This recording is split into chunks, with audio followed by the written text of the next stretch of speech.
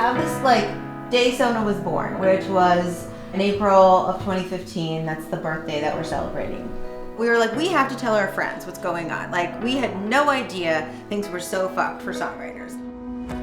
The birth of the idea of SONA, even though the songwriters had been talking about their shrinking royalties or thinking about their shrinking royalties maybe by themselves, was at a breakfast that I had with Michelle and Kay and a few other people in November 2014. When Michelle and I figured out what was going on with streaming royalties, we were like, oh my God, this is like the whole business is gonna collapse. Like, songwriters can't make a living. Like, this is not tenable. Michelle, or one of them, said, we should start an organization, and you, Brendan, you should be the president. And I said, no, not me. But you know what you guys need to do? You need to really learn about this stuff. You guys need to talk to a person named Dina LaPolt. So Michelle and I go to her office, and we walk in, and she's just like, where the fuck have you bitches been? they're eating you for lunch. That really resonated with me. Like, I wasn't offended at all. I was just kind of like, okay, we probably needed to hear it that way. That took off the whole idea of gathering the songwriters, and over the next few months, it just started to evolve. Dina had a lot to do with keeping it going. She's like, you need a name. Like, Dina had a focus of like, she needed a group, she wanted a lobby. We are songwriters writing songs during the day and night, and then in between, you know, our side hustle is lobbying, PR, running a nonprofit. Talk about like building the airplane in the air. So we decide, we go to Dina. I was like, we need to sue the Department of Justice. I tell Dina, she's like, yes. I remember she had a Diet Coke, and she was like, fuck yeah, we're suing for the DOJ. So SONA goes to DC. We always wanted to try to get a seat at the table. We wanted to be in the room where it happens, right? I think it was Adam who said something about there's a train leaving the station, and you can be on that train or you can be left on the platform. And there were many organizations that didn't get what they wanted, or were stamping their feet and didn't want to get on the damn train.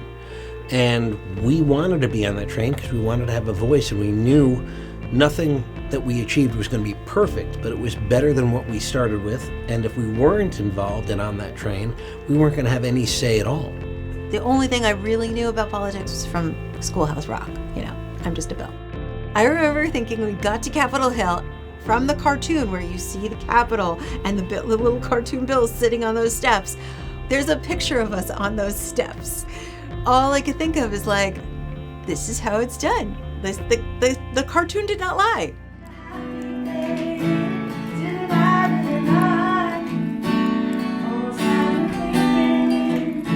You know, we were told early on that, you know, smarter people than us and more connected people than us had tried to form songwriter groups before, and it's just impossible because it's like herding cats, and that is true. That is definitely true. But if you have a group of people that you love hanging out with and you're given an impossible task, just the fact that you love hanging out and talking, at least for us at the beginning, like, that was enough. I really credit Michelle with just really getting the assignment right from the jump. It all came out of desperation and love for what we do. Because if you don't have songwriters, if you don't have songs, you don't have a music business. This country is full of markets full of incredible burgeoning songwriters who need the guidance and advocacy and community and everything that SONA gives. One of the things that drew me to SONA was that it's so easy to talk to people and to feel included, regardless as to your level of where you are in the business. And I think that that's so important.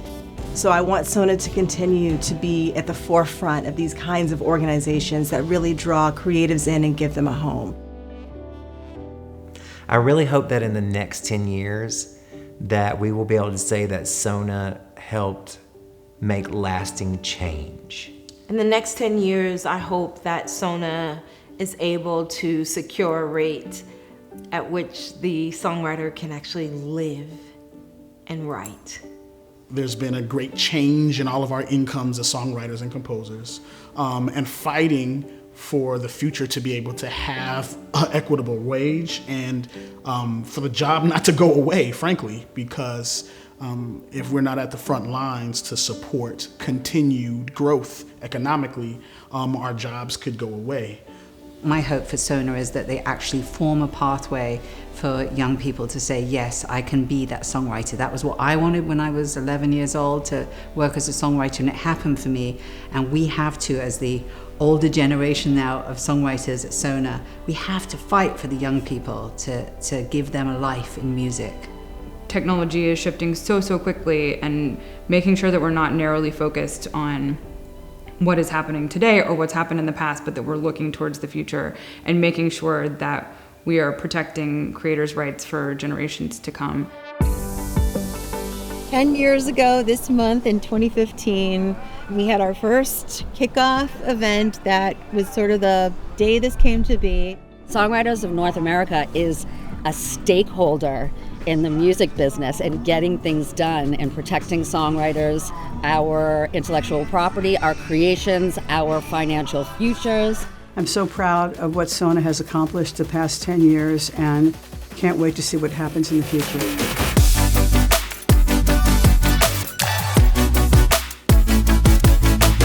Happy 10th anniversary, SONA. Happy 10 years. Happy 10th anniversary, SONA. Happy 10th anniversary, SONA. Here's to many more. Happy 10th anniversary. Happy 10-year anniversary to Songwriters of North America. Here's to the next 10 years.